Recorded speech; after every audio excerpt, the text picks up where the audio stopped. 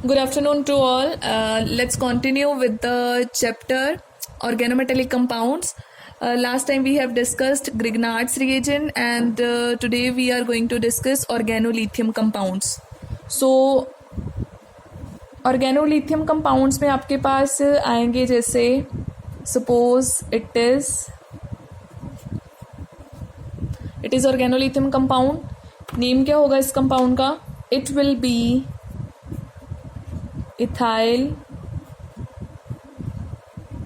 lithium.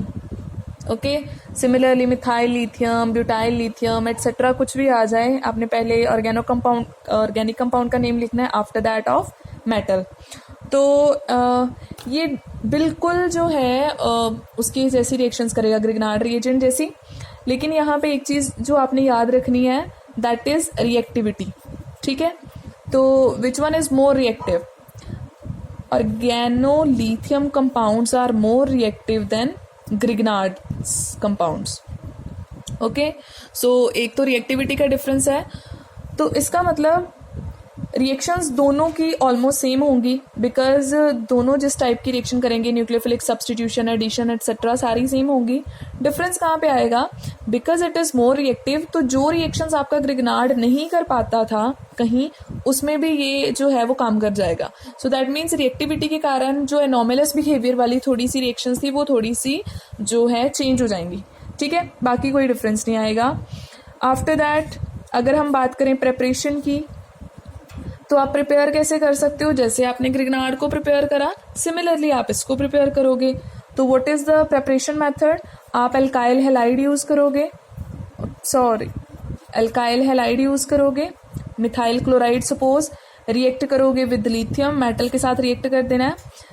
इन solvent hexane, वहाँ पे हम सॉल्वेंट यूज़ करते थे ड्राई ईथर, लेकिन अगर हम यहाँ पे ड्राई ईथर यूज़ करेंगे so because it is alkali metal तो चांसेस हैं कि वुड्स रिएक्शन हो जाए. तो उसको प्रिवेंट करने के लिए हम हेक्सेन यूज़ कर रहे हैं. तो आपके पास क्या बन जाएगा?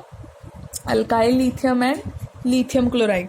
ठीक है, तो एक मेथड तो आप ये यूज़ कर सकते हैं प्रेपरेशन का, राइट. और जो दूसरा मेथड है प्रेपरेशन का वो आप कौन सा यूज़ करेंगे? अगर कोई और ऑर्गेनोमेटेलिक कंपाउंड आपके पास है, कोई भी और, जैसे मान लो मेरे पास मरकरी का ऑर्गेनोमेटेलिक कंपाउंड है, तो हम वहाँ से भी प्रिपेयर कर सकते हैं. ठीक है, अब मरकरी जो है वो लेस रिएक्टिव है, तो हमने एक हाईली रिएक्टिव मेटल को लेस रिएक्टिव मेटल के कंपाउंड के साथ रिएक्ट करवाना है. तो यहाँ पे क्या आएगा? आपके पास जो है इथाइल लिथियम कंपाउंड जो है वो सिंथेसाइज हो जाएगा. ठीक है, clear? So this is how we can, and the reaction is known as metal exchange reaction, क्योंकि लिथियम ने यहाँ पे मरकरी को एक्सचेंज करा है, so it is metal exchange reaction. So ऐसे कुछ वही कॉमन मेथड हैं जिनसे आप प्रेपरेशन करोगे. रिएक्टिविटी मैंने आपको पहले ही बता दी है कैसी होती है इसकी. ठीक है, इट इज़ मोर रिएक्टिव. अब हम बात करते हैं third, what are the types of reactions. तो यहाँ पे आ जाएंगी आपकी केमिकल प्रॉपर्टीज. ठीक है, तो केमिकल प्रॉपर्टीज में जैसे मैंने पहले ही बताया कि बिल्कुल ये ग्रिग्नार्ड की जैसा है, तो इसका मतलब ये भी 3 टाइप की ही रिएक्शन करेगा. तो अब मैं आपको ओवरऑल बताऊंगी, सारा नहीं बता रही हूँ क्योंकि सारी रिएक्शन सेम है. ठीक है, तो अब जैसे एक तो ये रिएक्ट करेगा कंपाउंड्स कंटेनिंग एक्टिव हाइड्रोजन. जिन कंपाउंड्स के पास एक्टिव हाइड्रोजन है ये उसके साथ क्या करेगा? रिएक्ट करेगा. एंड जैसे ही ग्रिग्नार्ड रिएजेंट रिएक्ट करता था सिमिलरली करेगा. और कौन सी रिएक्शन हो सकती है? The another reaction is nucleophilic substitution. ठीक है, तो जहाँ पे डिफरेंस आएगा वो मैं आपको बताती जाऊंगी साथ साथ में. और थर्ड जो है वो आपकी होगी न्यूक्लियोफिलिक एडिशन रिएक्शन. ठीक है, इतने तक क्लियर है आपको. तो जैसे ग्रिग्नार्ड रिएक्शन करता है सिमिलरली 3 टाइप की रिएक्शंस हैं. तो स्टार्ट करते हैं फटाफट से हम लोग. Let's start with nucleophilic, first वाली स्टार्ट कर लेते हैं. Compounds having active hydrogen.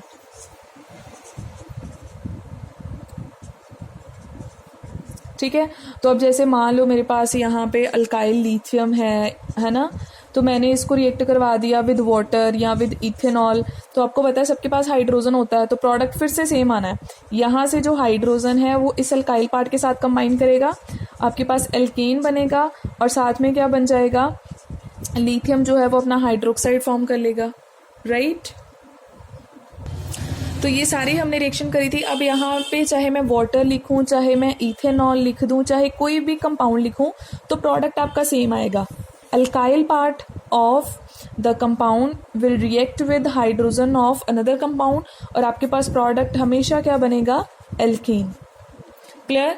तो ये जितनी भी रिएक्शंस होंगी सारी होंगी ग्रिग्नार्ड जैसी, तो ये रिपीट करने की ज़रूरत नहीं है, चाहे वो कोई भी कंपाउंड यहाँ पे लगा दें, अमाइंस लगा दें, एसिड लगा दें या फिर अल्काइंस यूज़ कर लें, ठीक है। नेक्स्ट है आपकी न्यूक्लियोफिलिक सब्सटीट्यूशन, ठीक है, nucleophilic substitution reaction. Nucleophilic substitution में मैंने उस दिन क्या बताया था कि जो आपके पास ग्रिग्नार्ड रिएजेंट था वो एज ए न्यूक्लियोफाइल एक्ट करता है। वाई? क्योंकि जैसे अब यहाँ पे अल्काइल लिथियम है ना, तो सपोज यहाँ पे मैं रख देती हूँ दिस वन, ये मैंने कोई अल्काइल हैलाइड यूज़ करा है, ठीक है। आपको पता है जो अल्काइल हैलाइड है कार्बन पे पार्शियल पॉजिटिव होता है और हैलाइड पे पार्शियल नेगेटिव, ठीक है।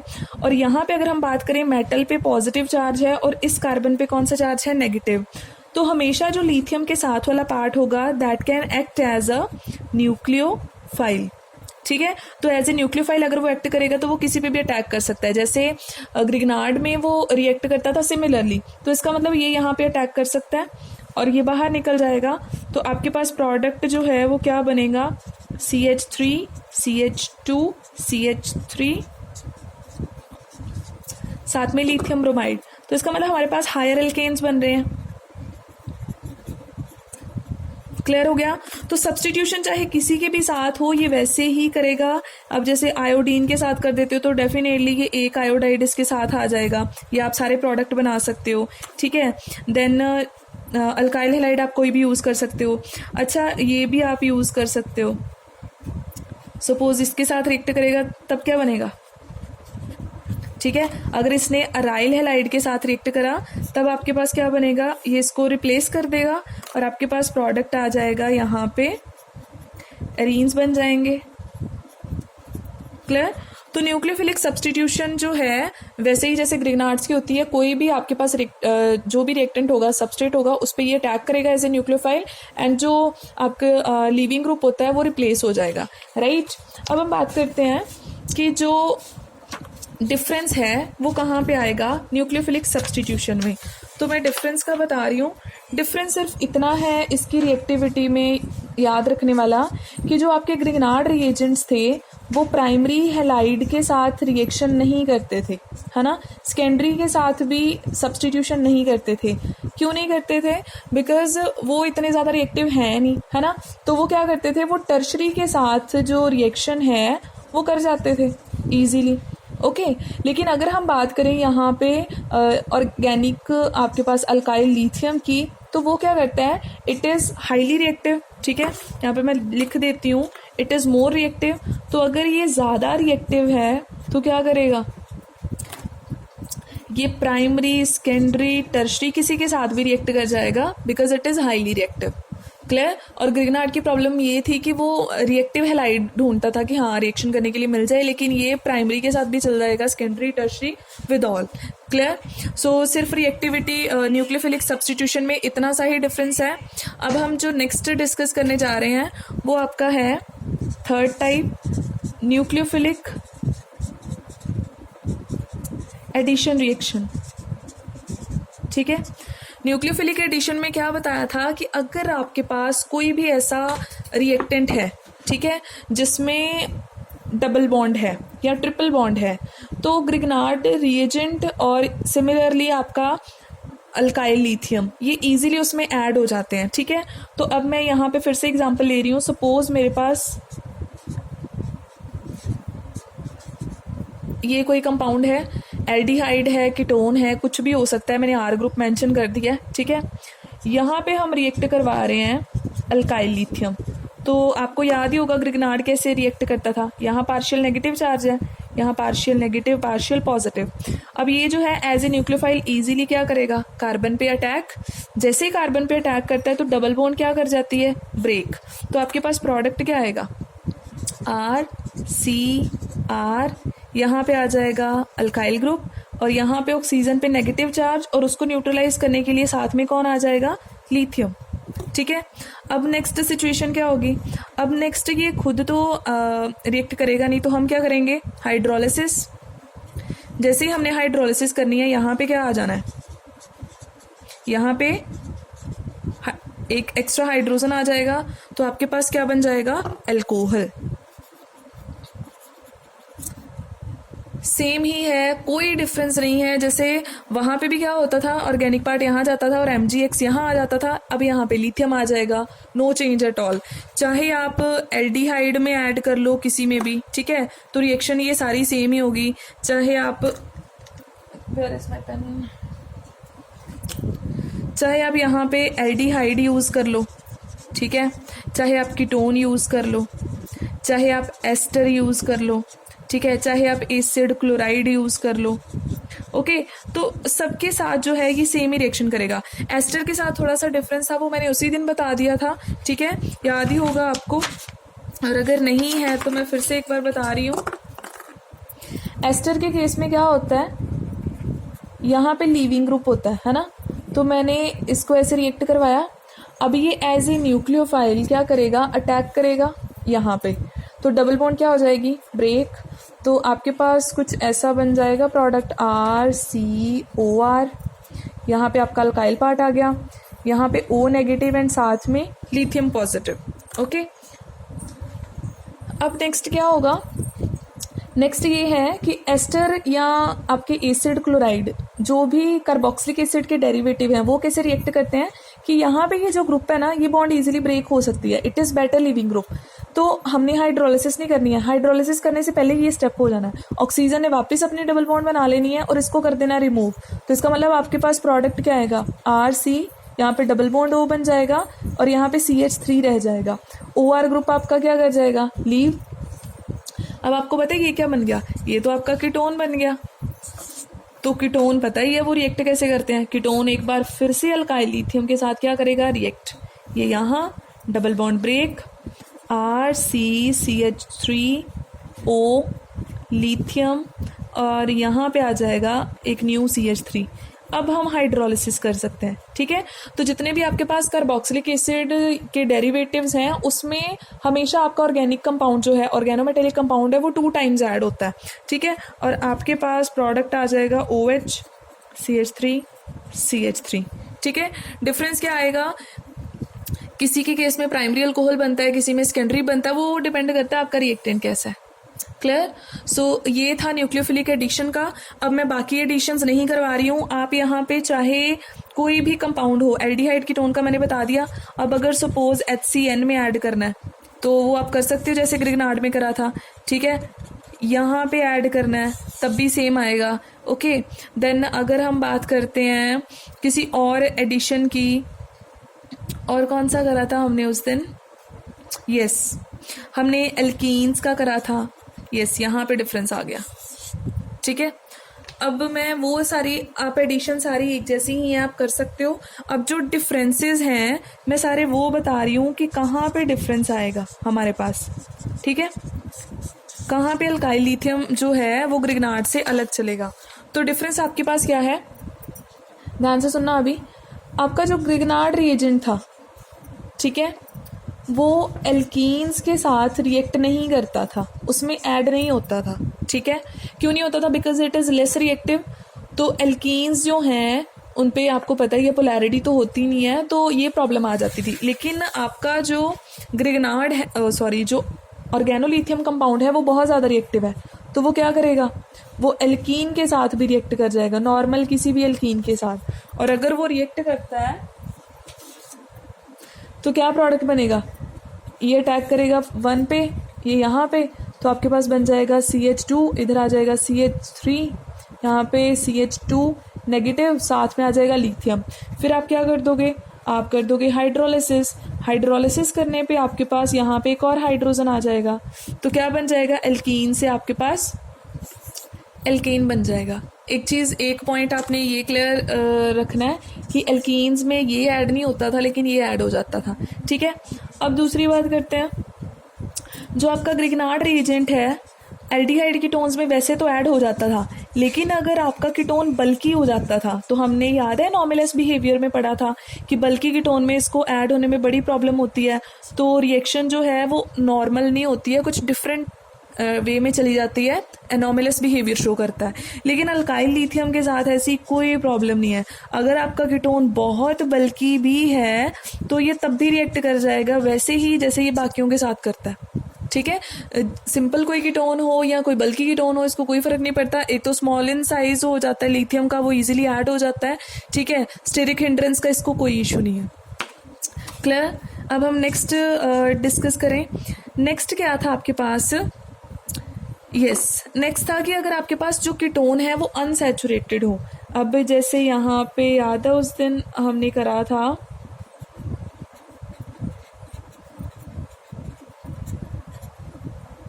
ये मैं कीटोन ले रही हूँ, जो कीटोन है अल्फा और बीटा पोजीशन के बीच में डबल बॉन्ड है, तो हम लोग इसको कहते हैं अल्फा बीटा अनसैचुरेटेड कीटोन, ठीक है। तो यहाँ पे क्या था, यहाँ पे अगर हम ग्रिग्नार्ड रिएजेंट को रिएक्ट करते हैं तो सिचुएशन क्या होती थी, मैंने ये ऑलरेडी करवा दिया हुआ है। यहाँ पे हमारे पास 2 टाइप के प्रोडक्ट आते थे, यहाँ तो ग्रिग्नार्ड सीधा कीटोन में ऐड हो जाता था और 1,2 एडिशन प्रोडक्ट बनता था, प्लस अगर ये सीधा ना ऐड होने की बजाय इधर चला जाता था एल्कीन में, तो कौन सा प्रोडक्ट बनता था, 1,4 एडिशन प्रोडक्ट बन जाता था, जो डिफरेंट था। ये भी एनॉमलस में डिस्कस करा। लेकिन अगर आप यहाँ पे अल्काइल लिथियम की रिएक्शन करवाते हो तो वो जैसे नॉर्मल कीटोन के साथ करता है वैसे ही यहाँ पे जो है रिएक्शन कर जाएगा, और वो सिर्फ और सिर्फ 1,2 एडिशन प्रोडक्ट बनाएगा, ओनली 1,4 का नहीं बनाएगा। क्लियर। वो सीधा जाके कीटोन में ऐड हो जाता है। सो यहाँ पे 1,2 1,4 एडिशन का कोई इशू नहीं है, राइट। तो ये कुछ डिफरेंसेस हैं। अच्छा, एक डिफरेंस और बताती हूँ, कार्बन डाइऑक्साइड के साथ कैसे रिएक्ट करता है। ग्रिग्नार्ड कैसे रिएक्ट करता था वहाँ पे, अब ग्रिग्नार्ड मैंने लिया सपोज यहाँ पे मिथाइल मैग्नीशियम ब्रोमाइड, ये अटैक करता था, यहाँ पे डबल बॉन्ड ब्रेक, तो क्या बन जाता, C double bond O negative, इधर आ जाएगा CH3 और इसके साथ चला जाता था MgBr, जिसकी आप बाद में क्या कर देते थे, हाइड्रोलिसिस, और हाइड्रोलिसिस करने पे आपके पास OH और यहाँ पे डबल बॉन्ड O, तो ये क्या बन गया, इट इज कार्बोक्सिलिक एसिड,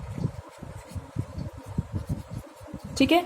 तो इसका मतलब जब भी कार्बन डाइऑक्साइड में ग्रिग्नार्ड रिएजेंट ऐड होगा तो आप कार्बोक्सिलिक एसिड जो है वो सिंथेसाइज कर सकते हो। अब हम बात करते हैं कि अल्काइल लिथियम कैसे डिफरेंट है। जो अल्काइल लिथियम है अगर वो कार्बन डाइऑक्साइड में ऐड होगा ना, ठीक है, तो वो कैसे ऐड होगा, नो डाउट पहले वो भी सेम स्टेप करेगा, ठीक है। तो CH3 carbon double bond O negative lithium और यहाँ पे CH3, ठीक है।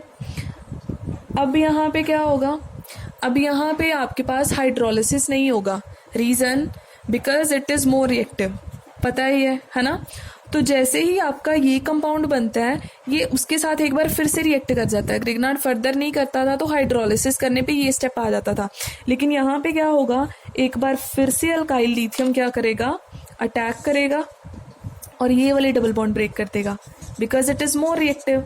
तो यहाँ पे भी O नेगेटिव लिथियम आ जाएगा और यहाँ पे भी आपका O नेगेटिव लिथियम, वेट मैंने कोई गलती करी है, मैं सोचूं कार्बन की 5 बॉन्ड्स कैसे बन गई, ठीक है। तो O नेगेटिव लिथियम और एक अभी यहाँ पे मिथाइल ग्रुप आ जाएगा।